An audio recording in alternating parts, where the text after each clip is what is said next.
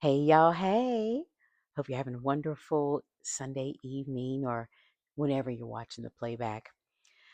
Listen, I am tired. I showed you all the picture. Here's some video right here. That's me making my Sunday dinner. That was the after, though. It was really good. But I told you about my grandmother. First off, it's Women's History Month, and I absolutely love this month to honor and to shout out some amazing trailblazers and remember the history makers. And, for us that are from families of strong women and opportunity to, though they may not be here in body, they're definitely in spirit. We say their name. And so I was telling you about my beautiful grandmother, Barbara Stone.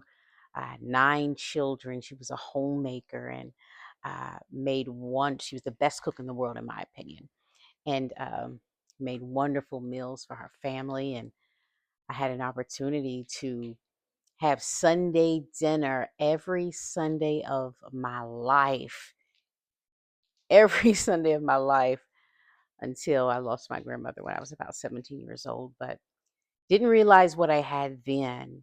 You think about it now, but my grandmama had to have been cooking for a long time. And I remember her telling me it seemed like every other Sunday. She said, "Oh, I'm about to be done with this." But she didn't. Every Sunday she showed up after church, changed into her house robe, put on those house shoes, and walked down that long hallway and found her position there in the kitchen. And we could not wait we heard some pots clanking, okay? And I say that to say that was a lot of work. That's why I don't cook every Sunday, but that was a lot of work. But you know that it was about love. What are you chumping down on? Got some candy rattling, papers all in my ear. Anyways, say hi, Derek. Hello, everybody. So this is our candid conversation. Uh, no more updates to bring you about the dating nightmare story. Our girl has broken free from that situation. If you know anyone, any eligible bachelors, men in their 50s to, well, she's active, so she doesn't want someone that is not active. So if you're active, yeah, about 50s, inbox me, okay? Let's Active, let's make a connection. active, Active. can squat, I can't squat all the time, honey. These knees are bad. can walk at least Can a walk. half a mile Okay. without assistance. I can't believe he just said that. Now, I'm just going to say, I think we take those things for granted, people. What? Having the ability of your limbs. Activity, Activity. as Mama would say, The the activity. activities of my limbs Having the and the blood yet activity. running warm through my veins. Come on now. So yeah, we would love to hook her up. But I have got a story coming for you tomorrow. Women's History Month, and our pastor preached a wonderful word today. What was that word? Don't get bitter, get better. Yeah, don't get, but the power of a determined woman, I believe Mm. was the name of it. But basically, it was you know on theme for Women's Month, and just talked about, like he said, don't get bitter, get better, and that the only letter standing between the words bitter and better is I, which is you. And so in the summer, Tyler Perry came out with a movie called Straw. It was all the rage. You had Taraji P. Henson, Sherry Shepherd, Tayana Taylor. And the story was about a single mom who had literally um, had broken her last straw. What is that? One straw that breaks the camel's back. And Mm-hmm. honey, she had snapped literally. And this painting right here, I'm posting the painting right here. The uh, and the movie And the movie poster depicted was their own adaptation of this painting right here, which was the painting of, looks like a mama sitting on the edge of her bed with her head down. And gosh, women, ladies, how many times have you felt that, where you almost are afraid to put your feet to the floor because you know as soon as your feet hit that floor, it is going to get real and the weight of the world Go time. is on your back, And so in that movie, Taraji played a single mama who seemed to have had one bad break after the next. And it was just a spiral effect. But we all know that a lot of times we are all only one situation from being in her situation. But it had gotten so bad, and everyone was encouraged by the relationship that Taraji's character was able to make with the bank manager, which she was holding up. Well, she wasn't holding up; she just wanted her check cashed, I believe, if I remember the Right. story. No, you're right.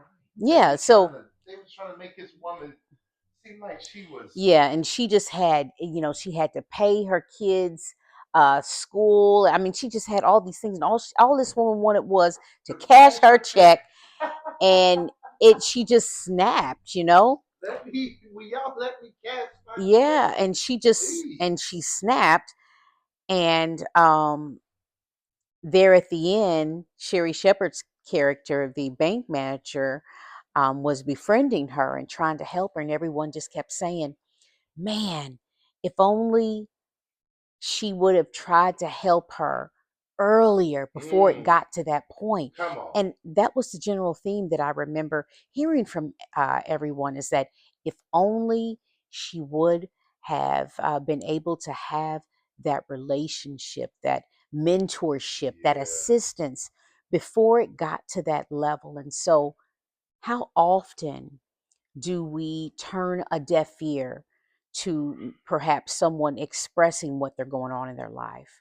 How often do we see something and not say something, Mm, knowing that sometimes our assistance could a lot of times be the difference between life and death, or having a bad day and a good day, if someone takes the time to show that they care. So, coming up tomorrow, I'm going to have a candid conversation with a woman that uh, has come into my life in an unexpected way, but she finds herself in a straw situation.